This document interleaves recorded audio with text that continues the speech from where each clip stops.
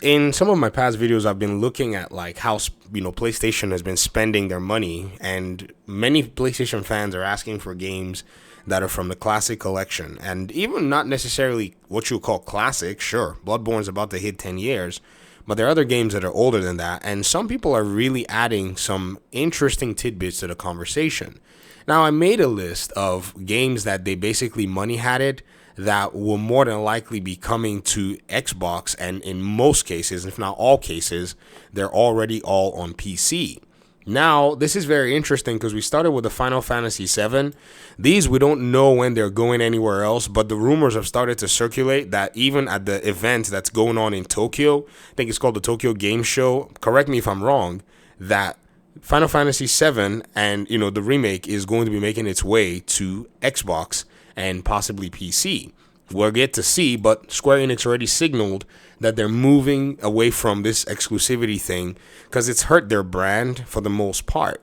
But here is the big kicker in this whole conversation is that PlayStation has spent all that money having all of these games and keeping them as timed exclusives while coming out and leaving its own catalog mostly empty. So PlayStation fans are asking, hey man, where's Bloodborne Remake? Because right now, believe it or not, Bloodborne is actually about to get fully emulated on PC. The game is pretty much in a place where content creators, let me see if some ordinary gamer, this gentleman right here, he does a lot of this nerdy stuff with emulation and such. And the progress is actually in a place where a portion of the game is playable better than about 2 weeks ago when the game didn't have audio and whatnot. So the emulators are working really hard, and by the time that window closes and they finish the emulation, it'll be something where it won't be a viable product anymore to try to bring to PC for the most part. Or maybe they might still be able to get some money, but they seem to be ignoring the whole project overall. It was just like the Spider-Man 2 leak. Whenever, they were doing the PC port, everybody kind of thought, well, I thought that wasn't going to pan out, but apparently they basically compiled the entire game, and games been available illegally on PC, and a lot of folks around the world don't really care about, the same copyright laws that, guide the US. So most of them have already beaten Spider-Man 2 and gone forward.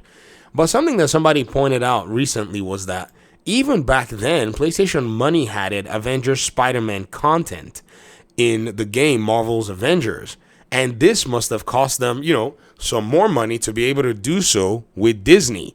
And those monies are adding up to the list. And then now they also are rumored to have the GTA 6 marketing rights.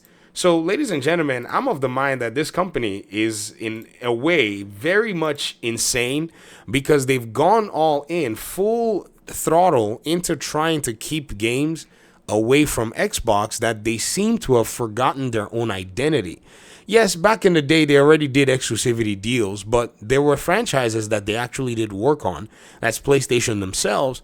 However, it's weird that this obsession to keep games away from Xbox has just been to kill Xbox.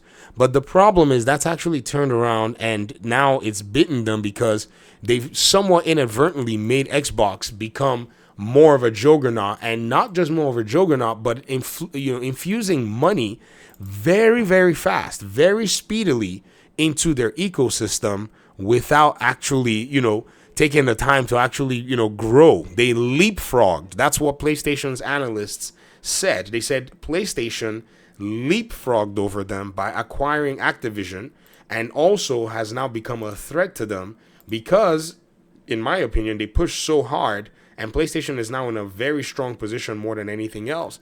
In fact, I said PlayStation, Xbox is in now more of a strong position more than anything else, because if you actually look at Xbox's, library of games, if you look at what they're able to actually provide, they're starting to become this big giant, and now infusing more and more money that, into a company like Bethesda that was already there. So Bethesda, being the output machine that it already was, is a sleeper company that many people are not thinking about.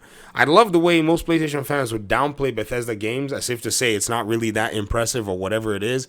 But man, let me just tell you, you're fooling yourself if you think there are not a lot of games that are loved within the Bethesda ecosystem. In fact, one of them that I can tell you is Doom.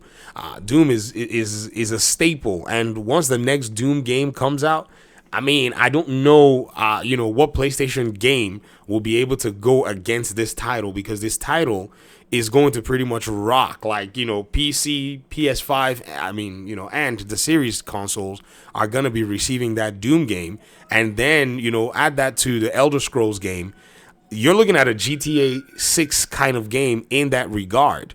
And so PlayStation, on the other hand, is still somewhere trying to maybe figure out this stuff, while at the same time trying to fight against Xbox. And I think it's all futile at this point.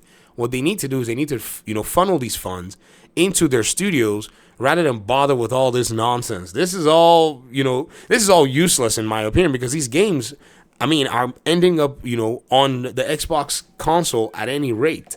I mean, why bother when Xbox players are not going to go spend another $600 to buy another console to play a game that they're most likely not going to play, because most PlayStation players are most likely not going to play the same games as well. Because why? They're mostly playing their, GTAs, their Fortnites, and all these other titles. And so it really doesn't make sense to me.